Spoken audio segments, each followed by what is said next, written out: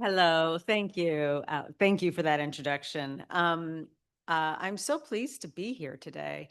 I've been so impressed with everyone that I've met from the Austrian games industry and XR industry so far.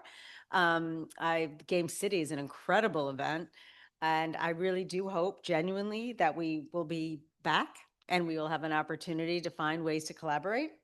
Um, so let's see. Okay. Um, so I'm going to talk a little bit about Games for Change, our mission, our efforts to build community around impact, really in an effort to see if there are opportunities that connect with you here in the room and wherever you come from. To collaborate and join what we really see as a movement of helping people understand that games can be drivers of social impact. Um, okay, so Games for Change has been around for over 20 years. We've grown alongside the video game industry with this simple premise that games can have a power beyond entertainment. And we see ourselves as an organization that exists to empower others to use games as drivers of social impact, whether they're game creators, social innovators, healthcare professionals, people in education. What we want to do is help others use this medium that has so much power and opportunity. We're not a game studio ourselves. We don't make games. We see ourselves as a community builder and leading advocate. So a little bit about me. No, I'm not a student at a university. I'm not a professor. I'm not a researcher. What I am is a leader of a global organization that really believes in this medium. I came from I guess half a career in television, working for the BBC. And at that time in my life, I truly believed in the power of story to uplift, inform, and educate people through the power of the moving image. And somewhere within that career, I realized that there are other forms of storytelling. And it was through interactive media and ultimately through games that we had an incredible opportunity as media makers to connect with people all over the world. And so one can say the light bulb went off and I decided to shift my career and to work in the gaming industry. And it has been quite a ride ever since. I've been running the organization for 10 years now. And as the gaming ecosystem has grown, as public perception of games have shifted, there is more and more opportunity for the organization and for all of us in this room to do the work that we are so committed to doing. So what is special about the Games for Change community and why I love it so much? Of course, it's a community of people who are working with the gaming industry, from game developers, from AAA studios to independent developers who are working on specifically impact games. But it's a cross-sector community of people who are working in government, in not-for-profits and foundation, people who work across healthcare, education, researchers, like many of you in the room. It's a space for all of us to come together and learn from each other and collaborate. I am a firm believer in partnership and collaboration, and particularly when you are leveraging the power of games for impact, you need experts in the room. You need to bring people with subject matter expertise to come in and help develop the kind of content that and experiences and bring people forward in a positive way. So what do we do at Games for Change? I mentioned that we are not a game studio, but we are a convener. We are an advisor, and we are a believer in education and playful learning. And I'm going to talk to you a little bit more about what we do in each of these spaces. And again, I hope you see this as an invitation to come along and work with us. So as a convener, since the very beginning, we've been holding Games for Change festivals in New York City.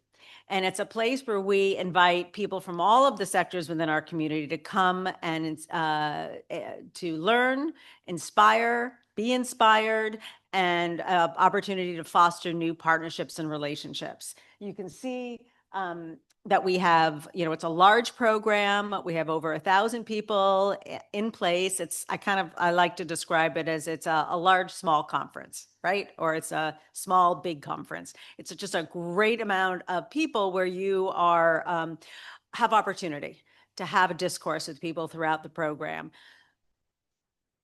We also have an awards program, which we give out Games for Change awards every year for games that are exemplary in their specific fields. And this opportunity is open to college-age students.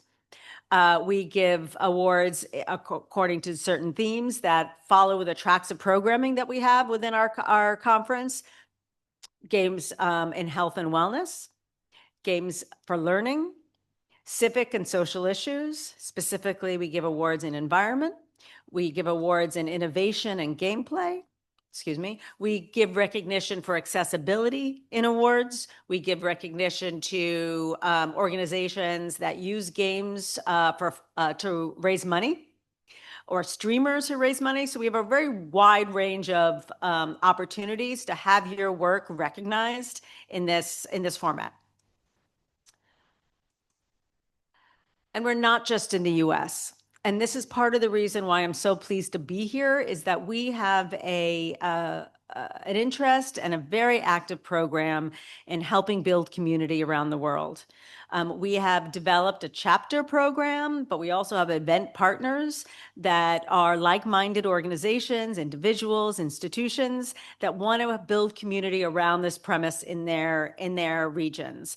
And so we have active partners all over the world. And hopefully, maybe coming out of this week here in Vienna, we might be able to establish a way to bring Games for Change into the city, into the country, in an ongoing and growing way. Here's just a snapshot of some of the events that are happening this fall. I have a colleague of mine right now in Italy for our first collaboration with the Italian Video Game Association for hosting an event there. We also we're in Melbourne as part of Melbourne Games Week. We have an activation at Gamescom Asia, and then we have events planned in Turkey and Africa as well. Oh, I should say that we will be in the Nordic region for Tobias. We are going to be at Avestin Games that the Swedish video game industry is producing, and we are co-producing a counter or a complementary event called Invest in Change. So we're going to be there as well. All right, now I want to step back and tell you why we do what we do, and how we think about impact in this way. Many of you who work in the games industry, these figures are not going to be a surprise to you. Games have grown into being the largest form of media and entertainment in the world, surpassing film, television, and radio combined. And the power of the reach of the games industry with the amount of players around the world have offered a pathway to connection to people across demographics, age, location, geography, in ways that other media can't do. We have some research that was done in the US through the American Industry Association, the Entertainment Software Association, that talks about how the demographics of games are changing. The percentage of adults that are playing games, that's no surprise, as generations of gamers are growing up and becoming adults and parents, that nearly 50% of gamers are women.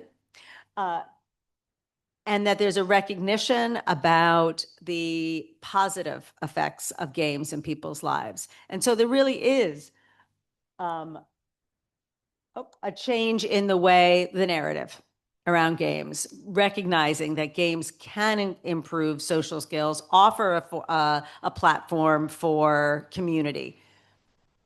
And I love the stats that talk about or stories that talk about people who have met their partners in online communities or within games. I mean, that to me speaks about real connection that happens within this ecosystem. I'd like to talk about games as a form of media that has become a part of our society, and how we can learn and have been following the path of other forms of media at different stages of their evolution. I refer to Sesame Street. Did Sesame make its way to Austria in the 60s, 70s, 80s? Anyone have fond memories of Sesame Street? So Sesame Street was a real turning point in television, particularly in understanding how television can be used as a platform for education. The founder of Sesame Street, a woman named Joan Gans Cooney, had a premise that if you could use television to reach, which was being introduced to households all over the world, to reach under-resourced families, low-income families that didn't have an opportunity to bring their young children into a preschool environment before they entered in the public school system. Those children were often disadvantaged in developing social skills and early literacy skills that other children who had the means, or their parents had the means, to send them into some kind of preschool environment. So if you could use television to introduce these concepts and help build these skills in these young children, then they would be better prepared in entering in that school environment. And that's how Sesame Street was born. And it was through rigorous research and then assessment that this theory was, in fact, that held true. And that turning point really opened up it opened up a whole genre of kind of television that could be educational with an assessment model that it allowed you to show the transformative nature of learning that could happen in this form of media. Graphic novels, comics that were widely seen as, fun reading for kids, whether it was Marvel or DC superhero comics, and even before that, American Western stories. And it was Art Spiegelman who, when he created Mouse, demonstrated that you can actually address serious topics in a visual media art form. And that book also spawned a whole genre of very serious topics that have been covered in this medium. And you can see, graphic novel sections at any bookstore or online.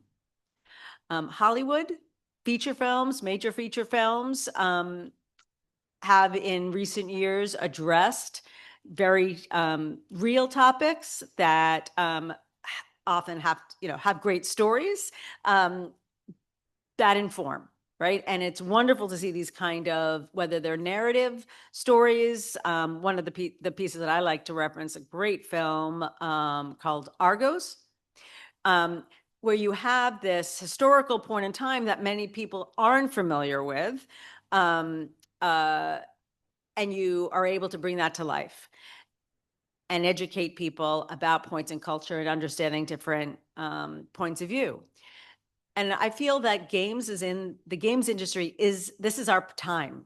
This is the moment in time where we have a form of media that's pervasive throughout our culture. It's a celebrated form of media. And as I think it was the vice mayor said in her opening remarks, with great power comes great responsibility.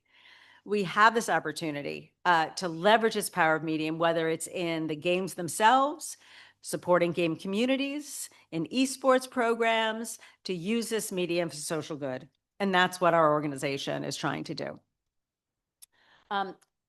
We're not the only medium, or let's say a not-for-profit world is not the only type of organization that's recognizing the power of games. When you see the cultural influence that games is having on television networks like Netflix, that started a games business, Amazon Games also having a games business, Samsung offering games on their smart TV, New York Times, I don't know if this is the same here in Austria, but the New York Times has a games platform, which you can subscribe to. And that games platform is driving more revenue into the newspaper than the subscriptions, online subscriptions. LinkedIn has great games. I play them sometimes in the morning. They're really super fun, casual games, get your brain working. And even TED, the speaking platform, has a games division. So games are driving other industries because they know that games will drive participation, can drive revenue, and even build loyalty. All right, I'm going to spend a few minutes talking about how games can make impact. A few years ago, along with Professor Dr. Benjamin Stokes, we worked on a typology kind of review and how to frame the kind of impact that games can have. Now, this is focusing on games themselves. And we often are asked, how do you know if a game has impact? And the first question that I ask is, well, what kind of impact did you want to have? Once we know what kind of impact you want to have, then we can think about how you can measure it. So we encourage and we want to help frame the types of impact that games can have. And they all have unique features. So the first example or first category is games for learning. Games that can help transfer knowledge to students or anyone who plays it. You know something after you play the game that you didn't know beforehand. And games, and I use an example about Minecraft offering great curriculum, games that have curriculum that can be used in school. And that's very different than games that are built to build awareness, right? I think about games being, in one way, a public service announcement, that a new form of that kind of getting people to think about an issue. You might have a billboard or a sign on the side of a building. You could have a quick television commercial, but to play a game and to have that immersive experience that gives people the sense of agency, there's a connection around that issue that can make people think and possibly take action. Social movements, games that bring people together. Pokemon Go is a great example, and Niantic has a great ethos within with their studio about wanting to get people exercising, bring them outside in nature, exercising, and I think was community building, right? And a game like Pokemon Go can do all those sorts of things. Citizen science is which I'm sure many of you know, is the act of having the general public contribute to research through data collection. And and games offer a fantastic way to offer that kind of participation. Most recently, a great example is Sea Hero Quest, which is a navigation game that as players play, once they opt in, collects data that can then be used for research studying dementia. And that speaks to, right, the power of the reach, the type of game, the agency, and the technology that allows you to collect that data that can have a real world impact. A couple of people mentioned earlier about health and wellness, that games can help reduce stress. They can help treat issues or help people manage PTSD, anxiety. There are some great virtual reality experiences that have studies like TRIP, TRIPP, that uses visuals as well as sound, and game-like interactions. And there are obviously within the medical field a lot of games that are being used for training and virtual reality for training. But I'm most excited about is the cognitive therapy. There's a number of research labs, neuroscience labs around the world that's studying how games can rewire our brains after repetitive play and how that can be applied to treatment. My favorite example is a lab called Neuroscape at University of California in San Francisco.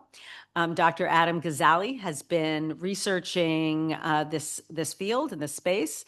and has designed a game called Endeavor RX, which has subsequently been approved by the U.S. Food and Drug Administration for prescriptions by physicians to treat ADHD.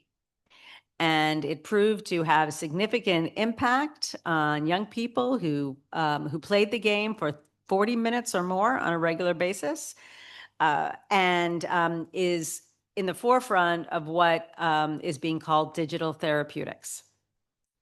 Not to be confused with psychedelic therapeutics, but it is of that kind of ilk about how our brains are wired, the neuroscience behind what's happening in our brains while during gameplay.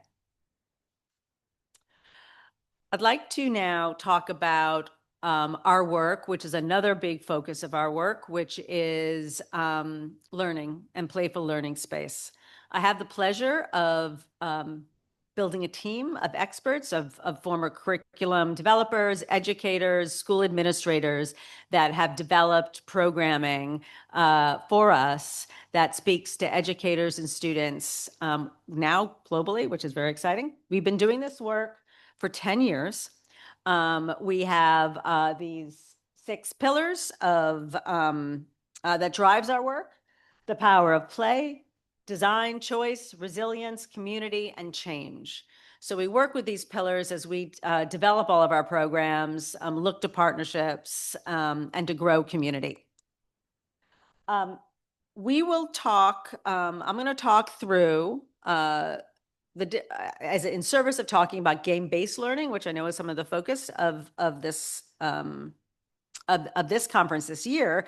The team that we've assembled are some of the most prominent thought leaders on game-based learning and game-like learning, and I'll talk to you a little bit about the difference. I will talk about who my team is. Arana Shapiro is our Chief Operating and Programs Officer. She was part of a team that started the first school in New York City that, and possibly the world, middle school that was founded on the principles of games and game design and game-like learning. The school is called Quest to Learn. It still exists today in New York, is now a middle and high school. And she was part of the team that designed the curriculum. And what's so amazing is that they were supported to do this by the Department of Education in New York, is to embed game designers in the school to help create the curriculum in a way that would engage kids more effectively. But now I would like to talk to you about something that we think deeply about, which is the difference between gamification, learning games, and game-like learning. They all have a use in education, but in different purposes and contexts. First, let's talk about the games themselves. Like the examples that I put forward about games that can transfer knowledge, games that can be used in the classroom, and there are pros, cons to both, and we offer some scenarios of how you can use it in the classroom. Am I able to take this off a little bit? Okay. Pros. It's easy buy-in, right? Kids love to play games, so why not give them an opportunity to learn something in the classroom through a format and that they are native to. Games, if designed well, can foster deep understanding, and it's not easy to make a good learning game. There are a lot of learning games out there that use game mechanics that are unrelated to the learning, and that's something that we really try to encourage people to avoid, is that but to focus on game mechanics that are tied to the learning objectives. And assessment, right? An assessment in a learning game can be embedded in the experience, or the pre and post. From a negative standpoint, there's only so much you can cover in a single learning game, and time is precious within the school environment, and they're somewhat flexible. You turn the learning game on, they have access, and it's over. And if the game doesn't cover exactly what you want, or there's different perspectives you want to share, that has to be built around the game experience themselves. But if you have a specific and interest and a topic, there are portfolios and databases of games that can meet that. And it's an active way to engage with students in otherwise a pretty static, can be a static environment.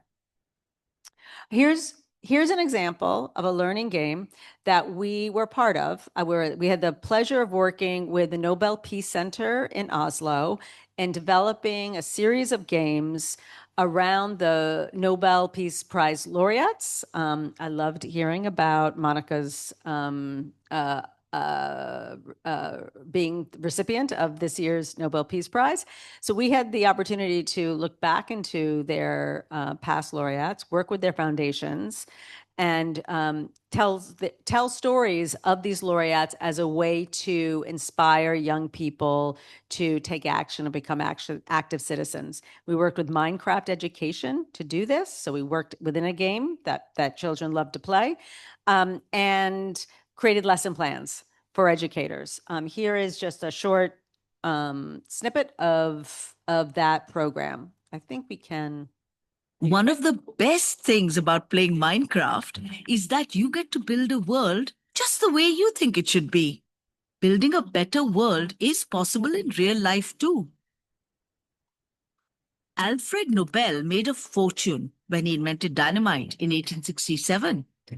He wanted to ensure his legacy was one of world peace. So he left most of his wealth to establish the Nobel Prize. Thankfully, you don't need to be rich to make a difference. Find out what it takes to become an active citizen. Follow the stories of 4 groundbreaking Nobel laureates as you help them craft peace. Meet Fritjof Nansen. He needs your help distributing his special passports to refugees after the First World War. This is Wangari Maathai. She started the Green Belt movement in Kenya. 30 million trees aren't going to plant themselves. You'd best lend a hand. You might have heard about the incredibly brave Malala Yousafzai from Pakistan. Let's help her spread her message about educational equality for all. Who better to help us understand the power of peace and compassion than His Holiness the 14th Dalai Lama, who resolves conflict without violence? Without further ado, Minecraft Education Edition and the Nobel Peace Center invite you to play Active Citizen, the Nobel Peace Center's first ever game-based learning experience. Download and play today. It'll be a blast. Get it? A blast, dynamite. So this spawned because now a 5 or 6 year partnership. We subsequently made more games around the theme of peace building and are now starting a new series on dialogue. So if you are an educator, watch the space. All these games are available through Minecraft Education and on the Nobel Peace Prize Museum website. Okay, so let's talk about game-like approach to games or to learning in the classroom. So this approach is about helping educators or educators using the affordances of games and game mechanics to help motivate and engage students. So looking at what's great about games, what games do to keep players involved, engaged, wanting to return, master skills, the game loop rewards and leveling up. And let's place that in education, in curriculum. So we're not talking now about a digital game coming into the classroom. We're talking about having a lesson about osmosis or something or some scientific or exploration around the expansion of the West in the Wild West in the United States, and framing that around a quest or a collaborative experience that's role playing. and infusing that into the actual lesson plans. Of course, it's flexible because the teacher can design it. It can do what they want in that experience. It does require a lot of preparation, and that's the kind of work that exists within the Quest to Learn program. And facilitation is required. It's not just putting the game in front of students and having them independently or collaboratively work on something. But it does increase, right? The engagement, having game-like curriculum, game-like exercises within the school environment offers opportunities for collaboration, critical thinking, problem solving, and motivation. And it has proved to be quite effective. Here is a clip about Quest to Learn and how that school was set up, and you'll hear a little bit about the students and how they reacted. You mind showing the video? How do we know there are tiny things in a drop of pond water? We can use a microscope to view the pond water. Imagine you could shrink yourself and walk into a tiny cell. Well, what is it like inside a cell? Is it a fantastic? It's a fantastic journey. Fascinating. It feels like you're playing when you're actually learning. Like sometimes you could like play a game and not even know that you're learning. You're actually having fun and you realize it, and then you realize that you're learning while you're doing it. And I have to ask that question, what hat are the kids going to wear in this mission that they're going to be on? And that's part of the curriculum design process. I think most teachers do curriculum design with, okay, what do they need to learn? But at Quest, it's what do they need to learn? How are we going to engage them? And what role are the kids going to be stepping into? And what story are the kids going to be stepping into? So it's all a part of creating this narrative. HTTP. // That's the exact thing you put in front of the website. Yeah, thank you. That's what you see. Yeah, HTTP. I totally thought your specimen number was going to be. Leah started as a 6th grade middle school science teacher, and now she runs our Games for Change Learn programs. She's brilliant. DE. What second letter is an E? What E? Greeting. TWTW students. I'm Dr. Smalls. I work for Shrinkley Labs. I am honored to say you are invited to compete in the 2013 Shrinkley Labs Cell City Design Competition. The need to know is created by this cast of characters. There's a teeny little doctor named Dr. Smalls, and he has shrunken himself and put himself inside of the body of one of his patients because he was trying to find out what this like mystery disease was. And in shrinking himself, he lost all of his medical vocabulary, and he sends my students a communique. So the need to know is help get me out of this body I'm trapped and help cure my patient. So it's actually like completely ridiculous. And the kids know it's a game, but it's so fun for them to become a part of this narrative that they do get right in. And they do get involved and start figuring out the clues of, well, where is Dr. Smalls now? Well, we know he's in this hollow space, and they start learning about the body from basically these clues of his location in the body. So they know that it's all made up and they know it's all just play, but it's fun for them. It's much more fun than just, PowerPoint after PowerPoint. And now we're going to learn about the respiratory system, boys and girls. I think we play games at Quest to Learn because it helps us incorporate learning into having fun. You could learn from a game and be like, oh, that was so fun. And then like read like a book and be like, oh, that was fun. It leads some kids to get sidetracked. Well, this isn't real, or what I don't care about Dr. Smalls, but for 99% of the kids, it's like they're totally in. So Institute of Play was formed after this was their first project. We can do the next slide now. And when they wonderful organization, and I would recommend Googling Institute of Play. They no longer exist, but all of their research and all of their papers around Quest to Learn. It actually sits within the Connected Learning Lab at UC Irvine. And when they wound down, we had been working with them for years. We brought a number of their team members over to Games for Change. And so we've been able to continue this groundbreaking work within our organization. Okay, let's now talk about gamification. There are many people who don't like that term gamification because it references a very shallow way to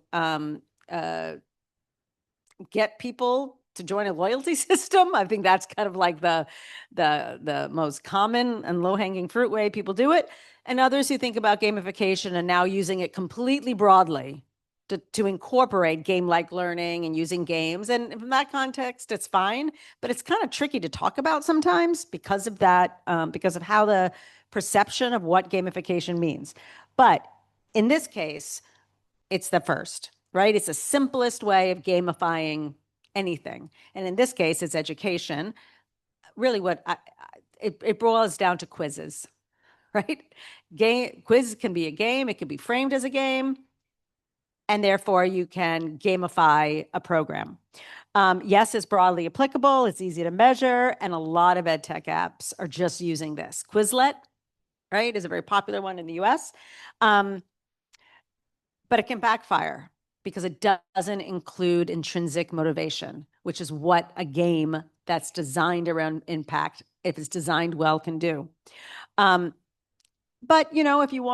if you want to have a quick change, right, in the classroom, and you want to you want your learners to discover something new, I think it is a great option. But as an organization, I don't think, from a learning perspective, it doesn't offer opportunities for deep learning.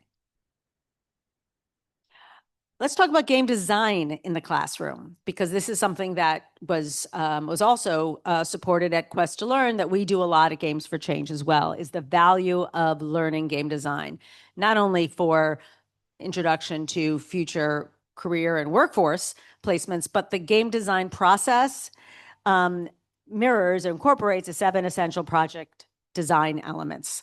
And we have used this as a basis for developing what is now a global program that brings game design into classrooms, inviting students to learn how to make games and think like a game designer, and then join a global competition where kids are making impact games.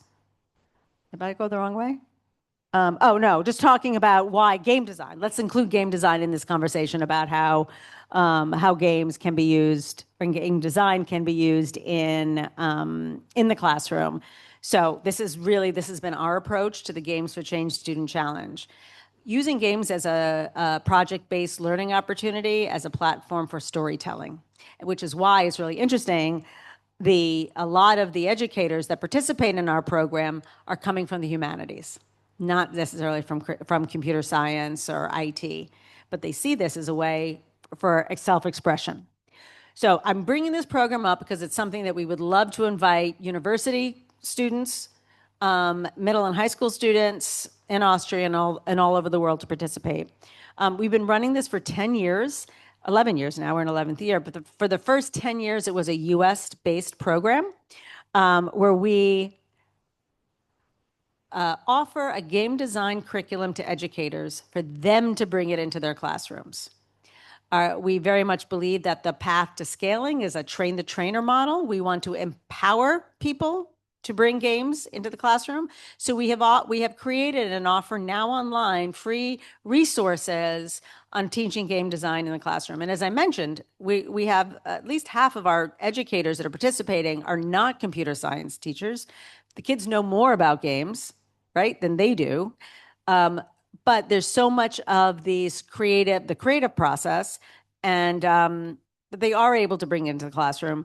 And I would say probably the first third of the program is learning what is a game, how to make games, and doing tabletop and analog games. But the point at which they get to making digital, we offer platform guides and how to make games in Scratch, Minecraft, Fortnite Creative, and Unity. and Godot.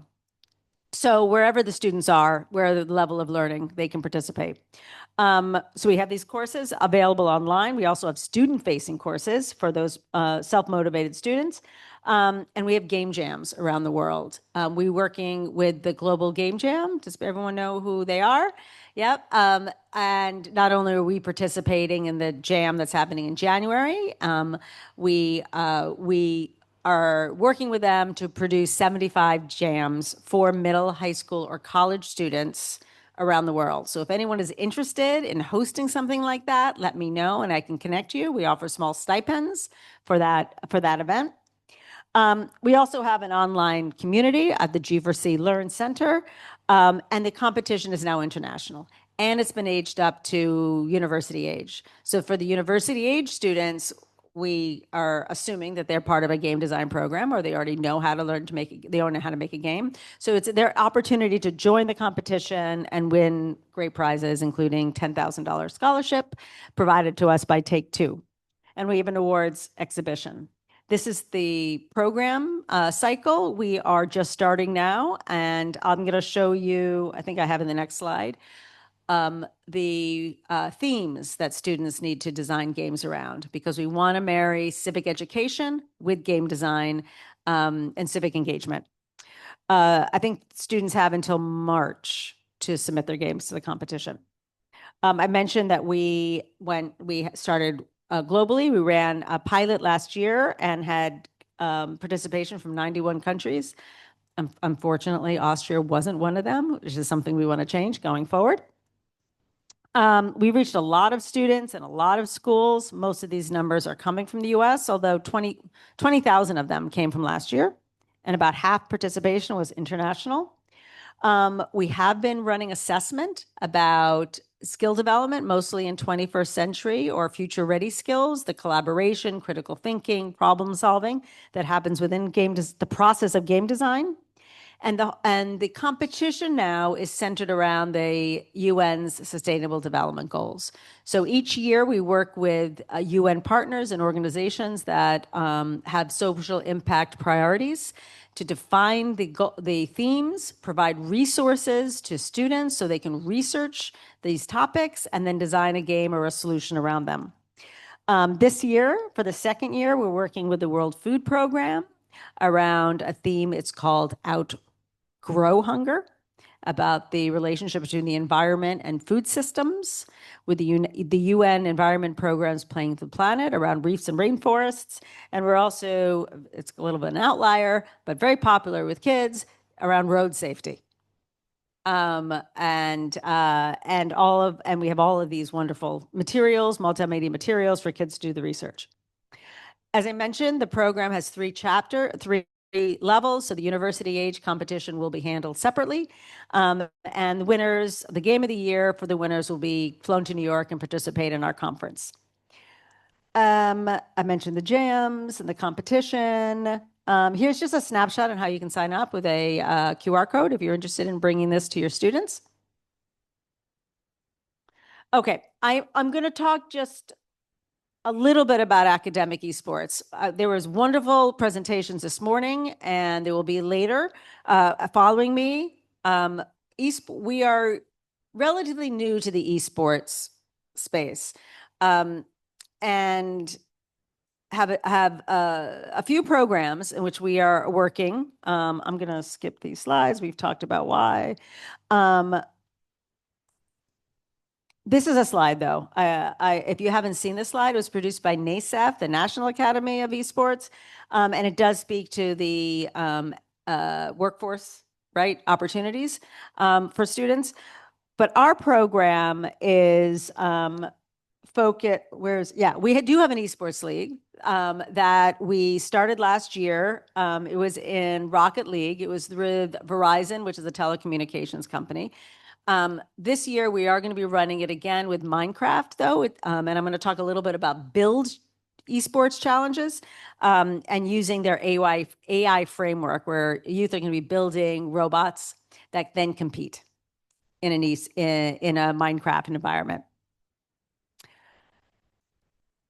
But but build challenges is something that we're very interested in because it does include the process of making something and then competing. And Minecraft has been doing this for the last few years. They have a citywide challenge that I know that they are bringing to cities all over the world. They have been running one in New York City for the past 3 years. They call it Battle of the Boroughs. And the way the structure of that competition is each of the 5 boroughs in Manhattan, Queens, Brooklyn, Manhattan, Bronx, and Staten Island all have their own competitions at schools. And then they bracket up and they'll have a winning team from each borough. And each borough is invited then. So 5 teams are invited to a big competition on site in New York City at the Intrepid Museum. And if you haven't been to New York or you're going there soon, it's a fabulous warship. You know, it's a great fun tour and the kids love it. Okay, I'm going to show a video from that event just for a minute or two, and then I'll stop.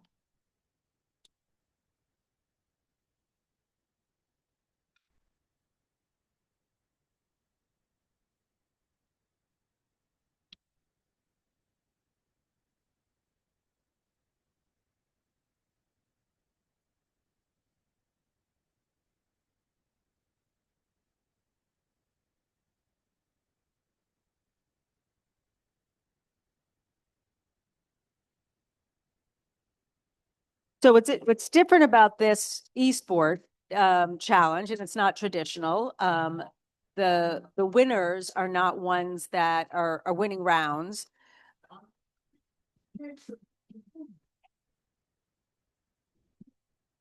They are in each challenge. There is a time frame in which for each round they have to build something, and then there are judges that evaluate the games that are built. But we put it in this environment, right? In an esports context, which makes it super fun.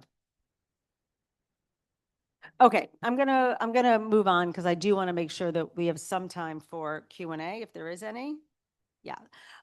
This is a link to the Games for Change Learn newsletter. I thought I put up our general information. I mean, there's our socials, but it's gamesforchange.org. gamesforchange.org. You know, very, very happy to also connect with anyone who'd like to talk more. All right, any questions? Thank you.